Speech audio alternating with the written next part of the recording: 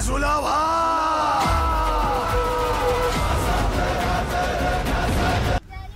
पावनखिंड, ज्याला घोडखिंड म्हणून ओळखले जाते, ही महाराष्ट्रातील एक ऐतिहासिक खिंड आहे। पन्हाळा आणि विशालगड दरम्यान ही खिंड आहे।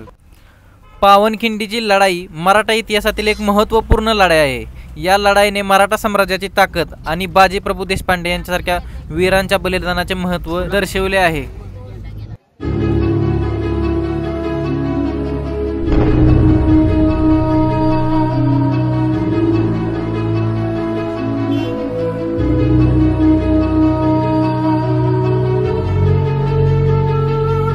पावनखिंड पन्हाळा आणि विशालगड या दोन्ही किल्ल्यांच्या दरम्यान आहे।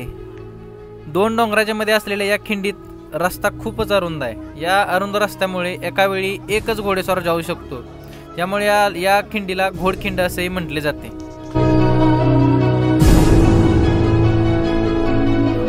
13 जुलै 1660 रोजी शिवाजी महाराज पन्हाळ्याहून विशालगडाकडे जात असताना सिद्दी मसूदच्या सैन्याने त्यांना पावनखिंडी येथे गाठले। शिवा काशीद नावाच्या मावळ्याने छत्रपतीच्या वेशात सिद्दी जोहर यास तहाची बोलणी करण्यात गुंतवून छत्रपती शिवाजी महाराजांना पन्हाळ्यावरून निपटण्यास पुरेसा अवधी दिला। शिवा काशीचे खरे रूप काढताच सिद्धीने त्यास ठार केले।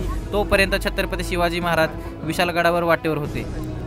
छत्रपती शिवाजी महाराज पन्हाळ्यावरून विशालगडाकडे गेलेले समजताच सिद्दी मसूदला छत्रपतीच्या मागावर पाठवले व त्याचा पाठलाग चालू झाला। मसूदच्या सैन्याने मराठ्यांना घोडखिंडीत गाठले। अशा वेळी बाजीप्रभूंनी छत्रपतींना विशालगडावर पोहोचवून तोफांना इशारा करत नाही तोपर्यंत खिंड लढवली जाईल असे सांगितले।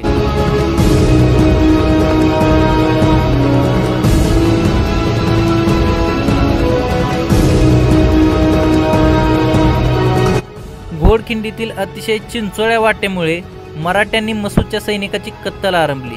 शरीराला असंख्य जखमा झाल्या असतानाही बाजीप्रभू, फुलाजी, संभाजी जाधव, बादल यांनी मोठा पराक्रम गाजवला।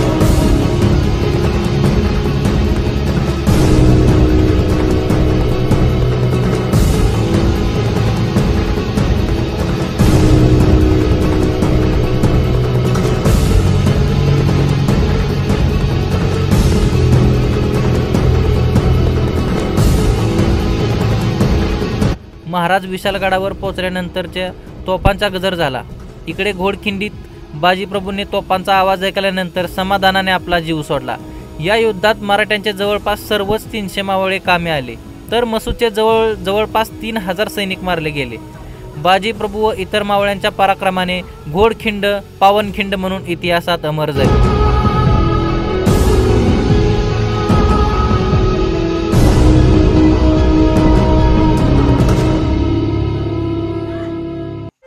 ही पावनखिंड, आपण आता पावनखिंडला आलोय। तिथं जेव्हा पन्हाळगडाला सिद्धी जोहरनं वेढा घातलेला का नाही, तेव्हा शिवाजी महाराजांनी एका अमावस्येच्या रात्री प्लॅन केलं विशाळगडावर जायचं, पण नंतर ते सिद्धी जोहरला कळालं की हे निघालेत, त्यामुळे सिद्धी जोहरचे अख्खे सैनिक त्यांच्या मागे लागले। त्यांच्याबरोबर तेव्हा शिवा काशीद, परत ना बाजीप्रभू देशपांडे आणि बांधल सेना होती पूर्ण।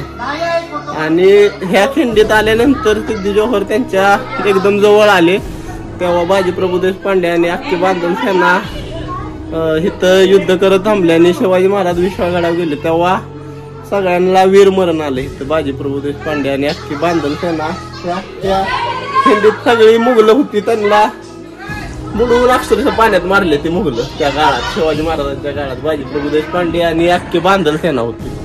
फुल म्हणजे काय ठेवलंच नाही मुघलांचं, आणि त्याचा इथं सगळं इत्याला घातलेला आहे। एवढी माहिती आहे पावनखिंडच्या।